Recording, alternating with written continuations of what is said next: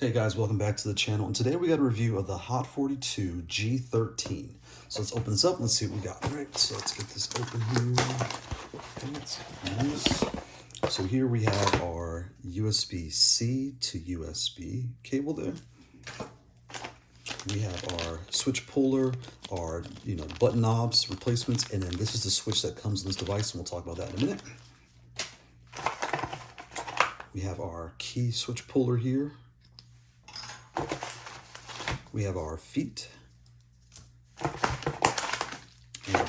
obviously the instructions, and that's it. All right, so let's open this up. So the power of editing, we have our G13 here, right? So this is one of their smaller pads. This one's been around for quite a while. This is actually, I believe, before the S model. I could be wrong, but it's very in line with the S, right? So what are you looking at? You're looking at the smaller buttons across the top, the larger on the bottom. You have all your buttons as normal as you would on the top, the L3 and R3 up here as well. If you're playing on a console, you will plug that in and you'll press your home and start to activate it. We'll get into that. Here, there's nothing on the bottom.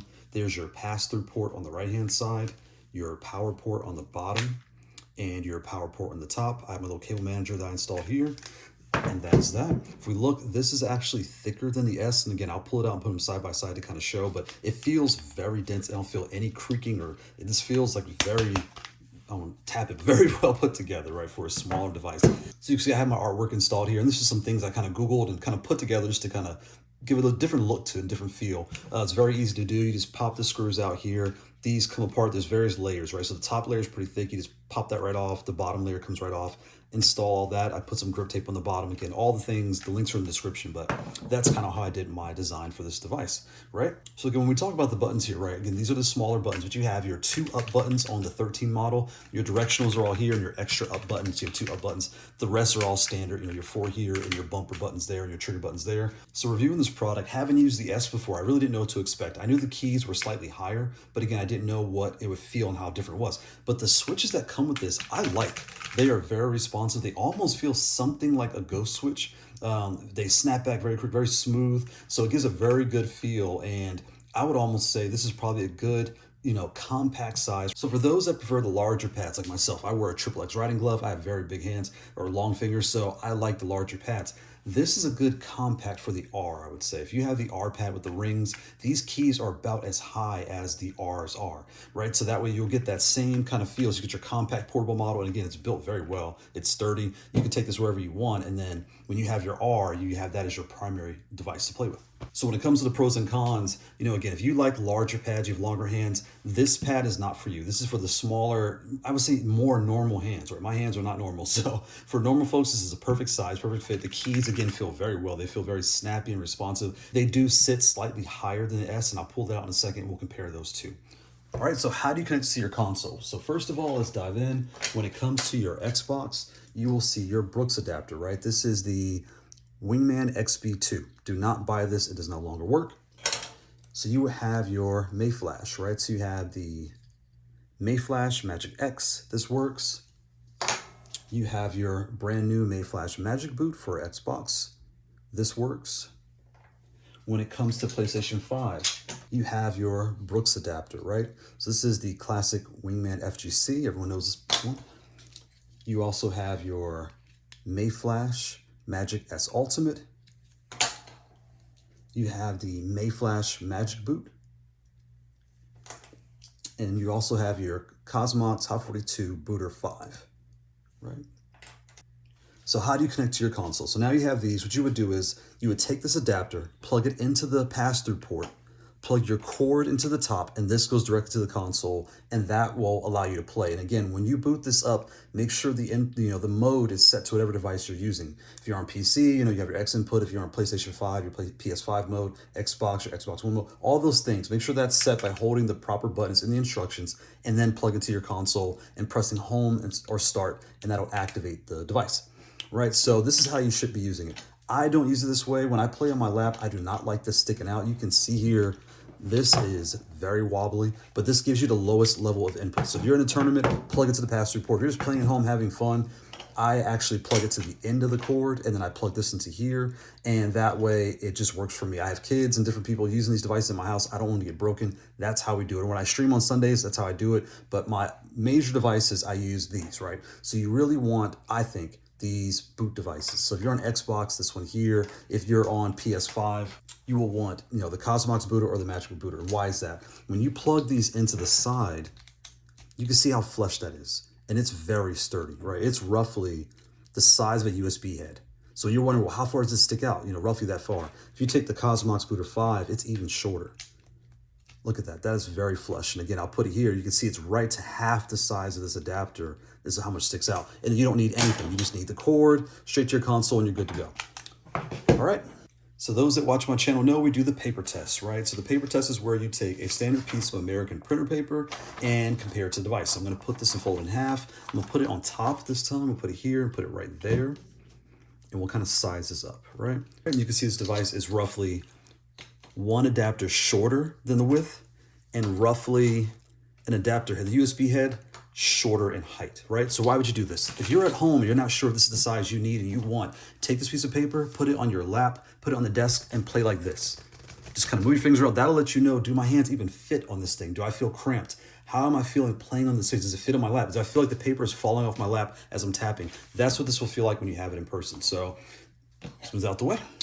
All right, so let's compare some things. If you have an Xbox or PS5 controller, it is roughly one controller and a quarter tall, right? And when it comes to, you know, the width, it's roughly 2 controllers wide. And again, I'll kind of line this up so you can see how wide this is. It fits roughly inside the legs of the controller. So it's not even as wide as this space, right? Kind of put that here, and I'll lay it this way to see even better the height and the width of the device. And it's roughly that big. All right, smooth out the way. So let's compare this to the T16, right?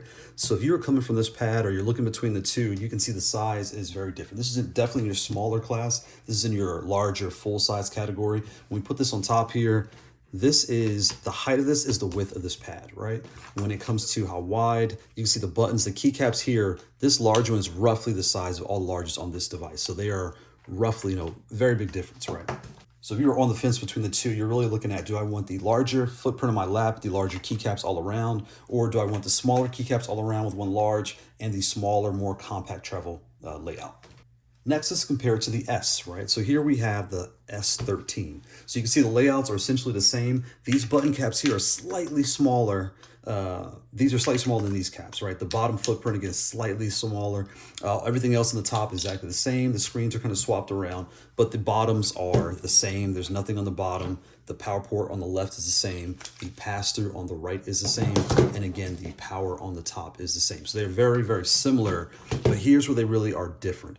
When it comes to actually pushing the keys, the height is different. So here, this is roughly 2 quarters high, right? American quarters. Whereas these keys here are roughly 4 quarters high, right? So when you're pushing down, you're going slightly, you know, you're kind of hitting this one a little bit faster. It's shorter, so your travel is less, whereas this one, the travel is a little bit more.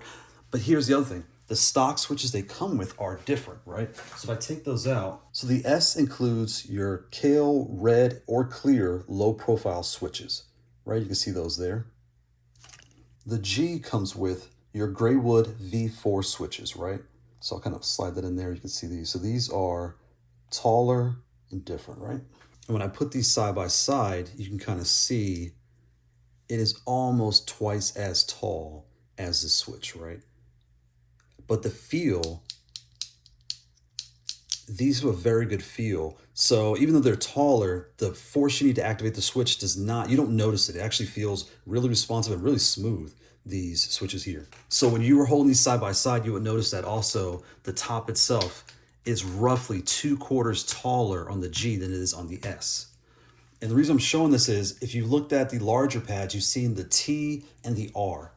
I would say if you have an R, right? So here's the R16.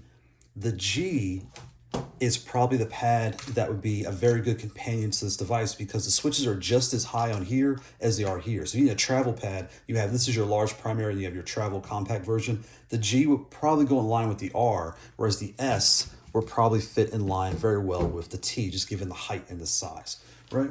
So you were to ask me which I prefer, there really is no preference. If you have the S, the G is its own feel, its own, design. They are the same size, right? If I put them back to back, they're essentially the same size device.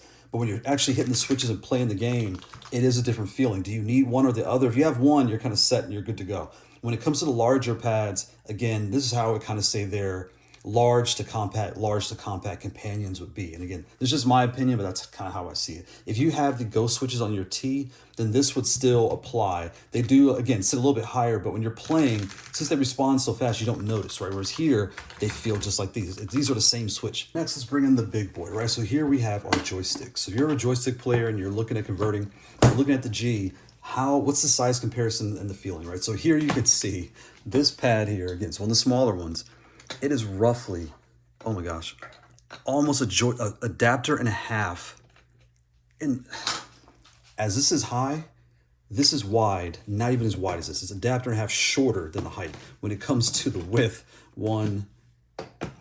it is roughly 1 2/3 bigger than the G, right? So, and to kind of show the height and everything else, I'll put these like this so you can kind of see. Let's put it this way. That's just a height comparison. Again, to kind of show it off even more, they are essentially 4 adapters thinner, shorter in height than this is high off the ground. So that's really what you're looking at. If you're a user of the B16, right? This is a perfect kind of upgrade from this device to this one. The arrow keys here are better compared to this, not by feel, but by layout. This is a standard keyboard arrow key, whereas this one is slightly off to the side, like slightly, right? And the S is more in line, but again, it's a little sloped back just a little bit. But if you play your B model with the standard, 4-finger hand layout like that, this is the perfect upgrade from this device. The switches are exactly the same. The build quality on both of these are great, but this is almost like your extra small to small. The M would be the medium, and then the R and the T would be your large. So you'll probably go B, G to the R if you like this style, this height of key switch and play, right? And I'll kind of put these here and you can kind of see. They both are nothing on the bottom. They have power on the side there. There is a pass-through port here and the power here, and nothing on this side with the pass-through port on this side. The switches, again, are both using the same style switches, so they feel very similar. They feel exactly the same, just different keycaps. So this feels more like a keyboard. If you have bigger hands, your hands will be on the edges, it's a little sharp because it's a keyboard switch, right? So you just kind of, after a while, you'll feel it, whereas these are smooth and different style of keycaps. But that's kind of how it laid out, where if you were coming from the B16, which model, if you wanted something just a little bit bigger, where should you go? I would point you to the G because they have the same switches. Or if you're not able to find this, the S is just fine. You can get this, put some ghost switches in it, and it'll feel fine, and it'll feel similar to how these feel out the box. So that is the Haute42 G13. If you watch my channel, you've seen I've done the majority of the Haute42 devices to date, and I really wanted to get the G in just to kind of show and share how far we've come and where we are at this point now.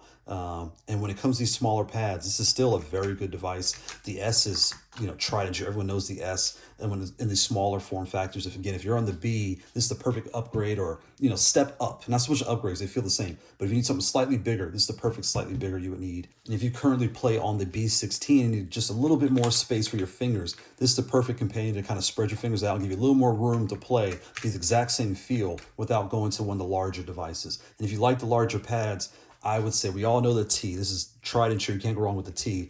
And if you like the height of these switches, the R is a perfect companion to the G because it's just a larger device with the same height of key switch. So that is the G13. Thanks for watching.